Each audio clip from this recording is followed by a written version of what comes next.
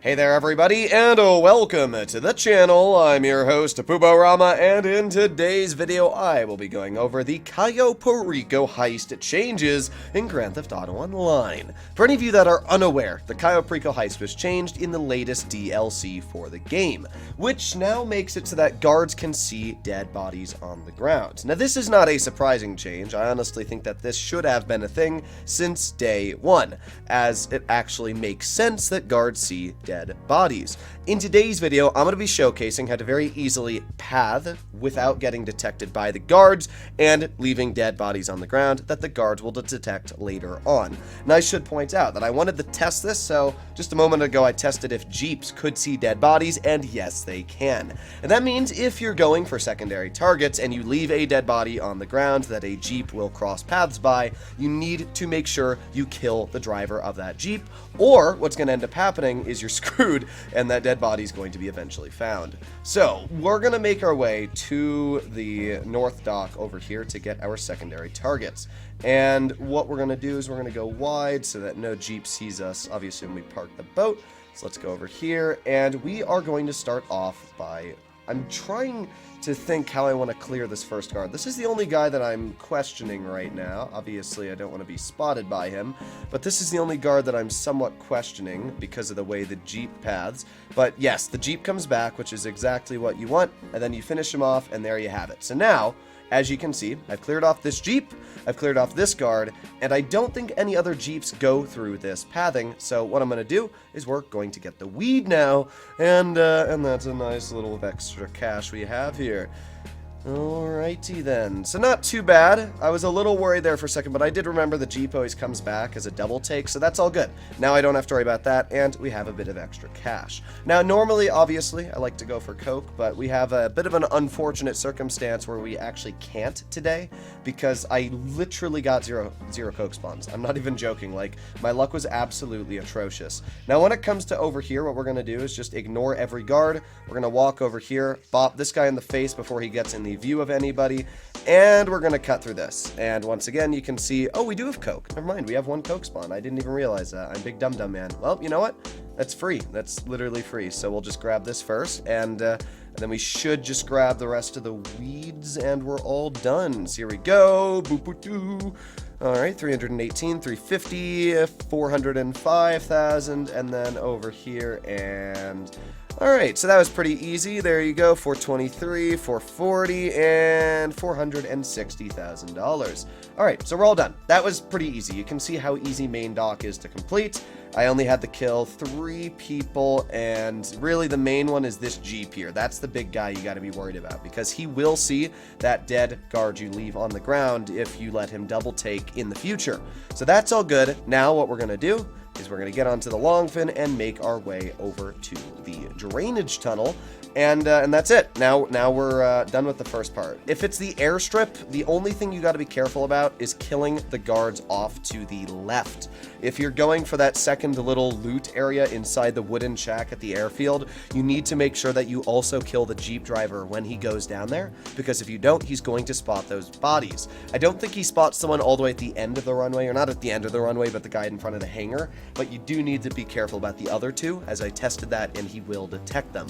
So that is something to keep in mind. Now, you'll know instantly when the guards detect a dead body. You need to make it into the main compound, and then you'll be fine, but if you don't make it into the main compound before a Jeep spots him, you're absolutely screwed. So, yeah, let's keep going, and alright. That was pretty easy, I'd say.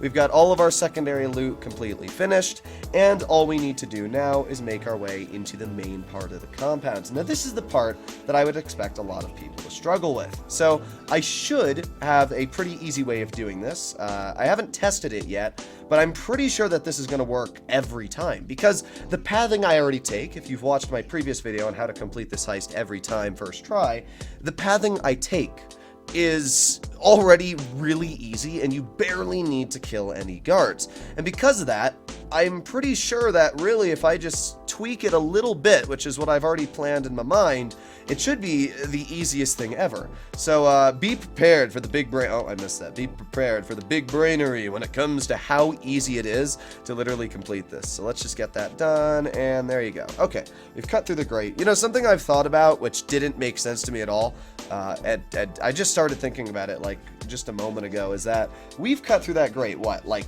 at least 100 times now, like at least myself grinding with broke to billions. And that means that El Rubio has replaced that grate at least 100 times, because it's always back there every time we rob him again and again. So I just realized that that's a very big imperfection in Rockstar's logic, but I'm not going to complain. It's an easy way to rob him. Alright, so we've officially made our way into the main compound. Everything else is history behind us. All we need to do is finish off these guards and we are done. So we're not going to kill this guard off to the side because I don't need to worry about him. The only guard we're going to kill is really this guard here. We're going to clear him, and obviously this guard is in the middle of nowhere. Nobody walks there, so that's all good. So now what we're going to do is we're going to go this pathing. We're going to jump up over here and hop, skip, and grandma's house away. You can see I'm not killing anybody, so nothing even needs to worry about being detected. Keep on going, keep on going. And literally, we just don't kill anybody. We just keep going. This is it. This is all the pathing is. We just go all the way over here. The only guard that we're going to clear is this one right over here. This is the only guard, because this one is obviously right in front of me. Now, you could go for the gate keys. That is up to you. Personally, I'm not going to go for the gate keys in my method anymore because there's no point. I think that this is still incredibly easy to do. There you go. Nice $544,000 there. And I'm just going to hack this key card because it's really easy to hack, and I'm still able to do it quick enough that I should usually get the elite challenge. So here we go. Do that, and there you go. First hack complete. Took me 10 seconds. I mean, it really is easy to hack. Here's the second one. That looks good. There you go. That looks about right there, and perfect. That's the second one done. And now we're on the final, which is this one I always have a little bit of trouble with just because everything looks the same, but it's not too bad. Let's see. Let's just go for that. That looks off. That looks like this needs to go here. There you go. Okay. We just had two of them backwards. All right, so that took me about 40 seconds to do, and now we're all done with the hacks. Even if you have to do 5 of them, it's better than getting detected because you killed guards for the gate keys. So now we're just going to make our way down here. This is very easy to do as well. We're just going to burn through the lock. What am I saying? This is very easy to do. Obviously, you don't have to do anything. I've always questioned why there's no guards down here. I always thought they should put like one guard inside of this area, at least for continuity. But oh well, here we are, cutting through for the ruby necklace. And I would guess what? One more is it? And, oh no, it looks like we need to do another half. And, oh, another? Are you kidding me? Okay, there you go. Looks like I was just a little bit off. All right, as you can see, we're still not detected by anybody. Now we're just going to make our way back up.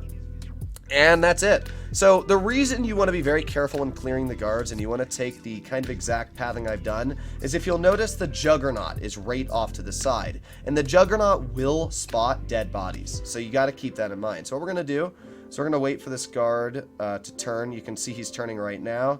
He's right below me. He's down there. Now he's going to turn around, which gives me the ability to jump off here. And then what we're going to do is we're just going to run straight through. No guards are in my sight. And that's literally it. Now we're just going to run past these guys and done. There you go. That's it. There you go, ladies and gentlemen. That is how you complete the Cayo Perico heist with Mapathing. You can see how incredibly easy it is to complete.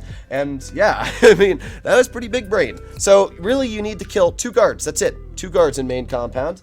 And there's no worry of messing up. Literally, if you just follow the pathing I did, it is every time 100%. Because you just need to pay attention to where, I mean, you don't even need to pay attention, you just need to do it fast enough. If you take a second or you wait too long and the guards start walking back, then you're actually going to have to kill them. So you got to make sure that you just do it as quickly as I did it and you'll be completely fine. But here we are, let's make our way to the exits. Let's just...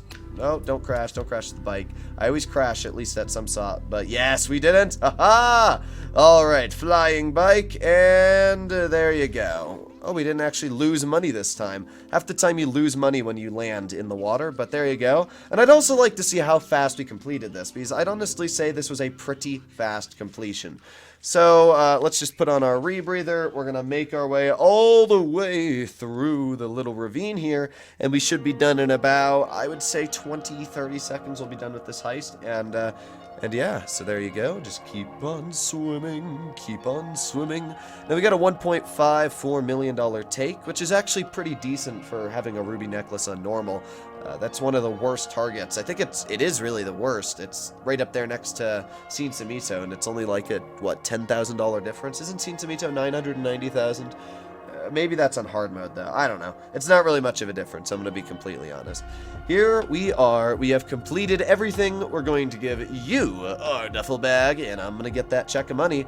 And there you have it, ladies and gentlemen. That is how quick you can complete the Cayo Perico heist. Now, obviously, there are different areas you can get secondary loot. I only showed one of the areas, but I really think the main thing I was trying to showcase was the main compounds. Now, we should have also gotten the complete challenge, or the elite challenge, because that was very easy at 9 minutes and 6 seconds. And 0 hacks failed and didn't get detected. Oh, well, I guess it's a different one. Sometimes the elite challenges don't get detected. Sometimes it's different. But there you go. $1.4 million. Hopefully you enjoyed today's video. I'll see you in the next one, and hopefully this helped you out. Bye-bye.